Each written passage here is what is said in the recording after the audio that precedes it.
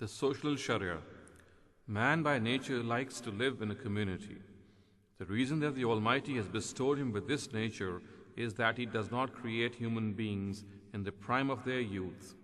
Similarly, human beings do not generally die in their youth without passing through old age. On the contrary, a human being is created as a feeble child in the womb of the mother who enters this world to be welcomed by her loving affection. He then grows, being nurtured and nourished by others. At first, he drags himself and then crawls along his knees before he is able to stand on his feet. Even after this state, he needs the help of others at every step. Finally, after going through various phases of childhood and adolescence, he enters the prime of his youth at the age of 15 or 16. This blooming period of his life also does not last more than 20 to 30 years. Then comes old age, and in spite of many a time attaining great heights in intellect in his prime, he once again has to turn to others to fulfill his needs like a frail child for the rest of his life. This life cycle of man necessarily entails that he live in a social setup. From the very beginning of his life, this affinity towards a social setup is fully found in his being. He does not need to find this tendency in his external world.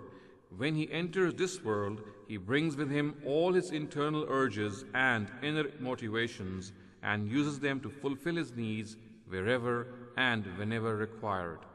The history of mankind shows that owing to this very aspect of human nature, Adam, the founder of the human dynasty, was not sent alone in this world. He was blessed with a wife from his own species, someone who was meant to be his companion. From these two sprang many men and women as their progeny. Gradually a family, a tribe, and finally a state came into existence. The resultant social setup afforded man the opportunity to realize his hidden potentials and urges.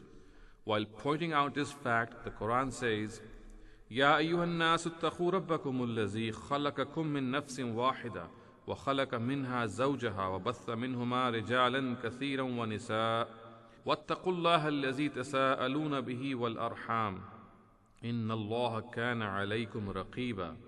Mankind, fear your Lord, who created you from a single person, created of like species his mate, and from these two scattered countless men and women in this world. And fear God, through whom you seek mutual help, and fear breaking blood relationships. Indeed, God is watching over you. A little deliberation shows that this verse embodies all the principles upon which the Almighty has based human society. Imam Amin Ehsan Islahi, while pointing out these principles, writes, Firstly, this world is not unattended. On the contrary, it has been created by the Almighty, who is the Lord of everyone. It is therefore unseemly for a person to create disorder in it and defy his authority. Everyone should remain fearful of the Almighty's grasp, the Almighty who is the creator and master of everyone. Secondly, the Almighty has created man from a single soul, Adam. Consequently, mankind is the progeny of one father. No one is superior to the other. Whatever their color, caste, or creed, all human beings are equal. Indeed, superiority rests on virtues a person acquires through self-effort. All other standards of superiority are baseless. Thirdly, just as mankind is the progeny of one father, their mother is also one, Eve. Hence, no one is superior to the other. One father and mother has created this global family. It is evident from the verse that Eve is of the same species as Adam. This further means that women are not inferior beings. As human beings, men and women are equal in status. Fourthly, the basis of mutual help and cooperation in a society are three driving forces: oneness of God, unity of ancestors, and commonality of blood relationships. It is essential that every person realize the obligation these blood relationships entail and fulfill it. It is also his responsibility to safeguard these relationships and be on guard that no slogan should be able to destroy these blood relationships and replace it with some sentiment of the age of Jahiliyyah. If such a thing emerges in a society, it should ring an alarm for the whole society, and it is the duty of every sensitive member of the society to do his utmost to impede its progress. The words وَاتَّقُوا اللَّهَ الَّذِي تَسَاءَلُونَ بِهِ وَالْأَرْحَامِ, or and fear God through whom you seek mutual help and fear breaking blood relationships, at the end of the verse sound this warning. Hence, according to Islam, it is these pillars on which stands the whole edifice of family, society, and state. As long as these pillars are intact, this edifice is intact. If these become weak, the edifice would be endangered, and if they are raised down, the edifice too would be demolished. Amin Hasan Islahi, Tazkiyah-e-Nafs, page 142 to 143. In order to firmly establish a society on these fundamentals, an everlasting bond between the spouses is made essential in the religion of the prophets. The Almighty has informed us that to fulfill this scheme, both a man and a woman are innately equipped with all the necessary urges so that they are able to become true companions of one another and live as two souls united in one body.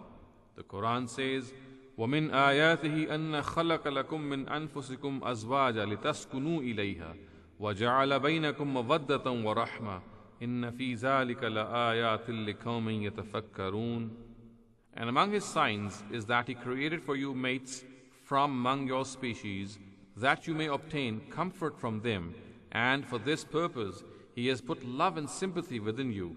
Surely in this are signs for those who reflect.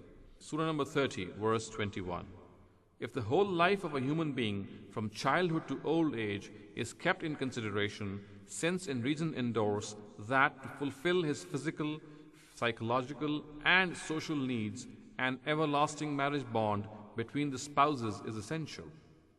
Consequently, the Almighty has given a detailed social law to man through His prophets regarding the society which is established on this basis.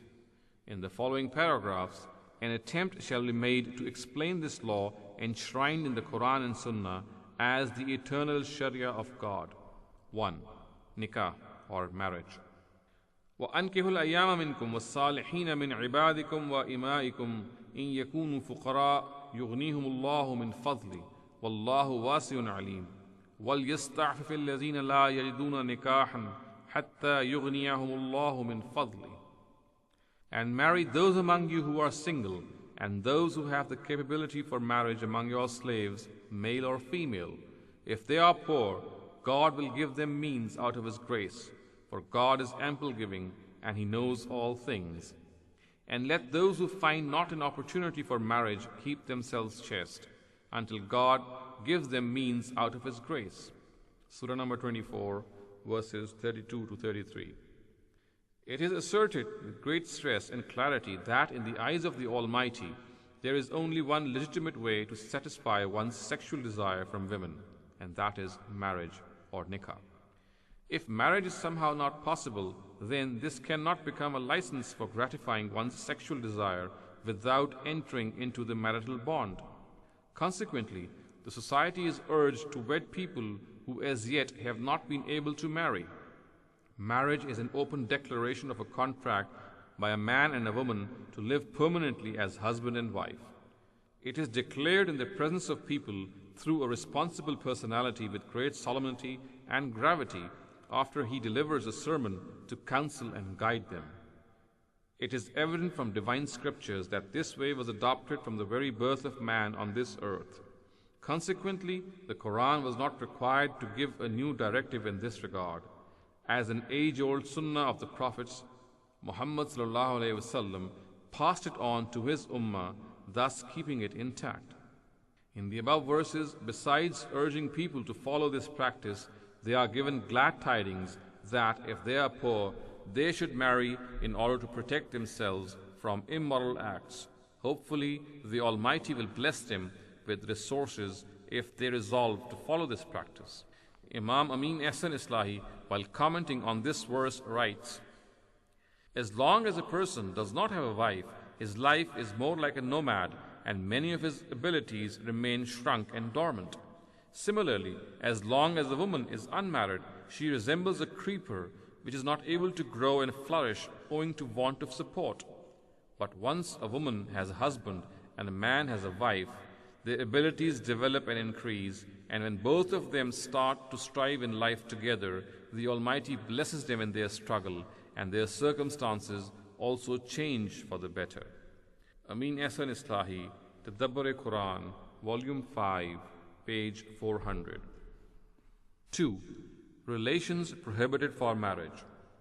وَلَا تَنْكِحُوا مَا نَكَحَ آبَاؤُكُم مِّنَ النِّسَاءِ إِلَّا مَا قَدْ سَلَفَ إِنَّهُ كَانَ فَاحِشَةً وَمَقْتًا وَسَاءَ سَبِيلًا حُرِّمَتْ عَلَيْكُمْ أُمَّهَاتُكُمْ وَبَنَاتُكُمْ وَأَخَوَاتُكُمْ وَعَمَّاتُكُمْ وَخَالَاتُكُمْ وَبَنَاتُ الْأَخِ وَبَنَاتُ الْأُخْتِ وَأُمَّهَاتُكُمُ اللَّاتِي أَرْضَعْنَكُمْ وَأَخَوَاتُكُمْ مِنَ الرَّضَاعَةِ وَأُمَّهَاتُ نِسَائِكُمْ وربائبكم اللاتي في حجوركم من نسائكم اللاتي دخلتم بهن فإن لم تكونوا دخلتم بهن فلا جناح عليكم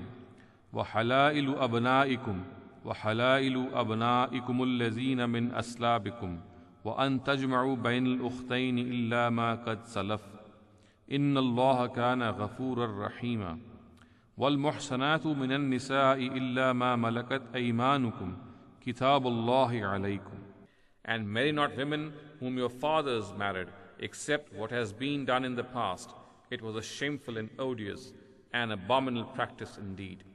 Prohibited to you for marriage are your mothers, your daughters, your sisters, your maternal and paternal aunts, the daughters of your brothers and sisters, your mothers who have suckled you, and your sisters through fosterage. Similarly, the mothers of your wives, your stepdaughters, raised under you, born of your wives, with whom you have lain, no offense if you have not lain with their mothers, and the wives of your real sons, and 2 sisters in wedlock at the same time, except for what has already happened. God indeed is oft forgiving, most merciful. Also prohibited are women already married, except those whom your right hand possesses. This is a written obligation upon you from God. Surah number 4, verses 22 to 24. The above quoted verse enlists women with whom marriage has been prohibited. The list begins with the stepmother and ends with women who are married to someone. In between these two, the prohibited women mentioned are based on the 3 bases of relationship: lineage, fosterage, and marriage. In certain sections of the Arab Jahiliyyah, there was a tradition according to which a son inherited the wife of his father, and he would feel nothing wrong with inheriting her. The Quran refers to it as open lewdness and a shameful and abominable practice. Consequently, it prohibited this practice and declared that whatever happened in the past shall be overlooked, but in future no Muslim should perpetrate such an indecent act. Similar is the case of the woman who is married to someone. No person has the right to marry her unless she is legally divorced from her husband. It is obvious that such a practice totally negates the very reason for which the institution of family has been set up. Consequently, it has been prohibited by the Almighty. However, women of those times who were made captives in battles were exempted from this rule. For them, the rule was that if they wanted to marry, then in spite of being already married, they could marry. This was because as soon as they married anew, their previous marriage stood annulled automatically as per the traditions of those times. The words "Illa ma malakat aymanukum" show that the Quran has also approved this exception, so that if such women wanted to become part of the Muslim society, they could easily do so. The matter of the remaining prohibitions shall now be taken up. 1.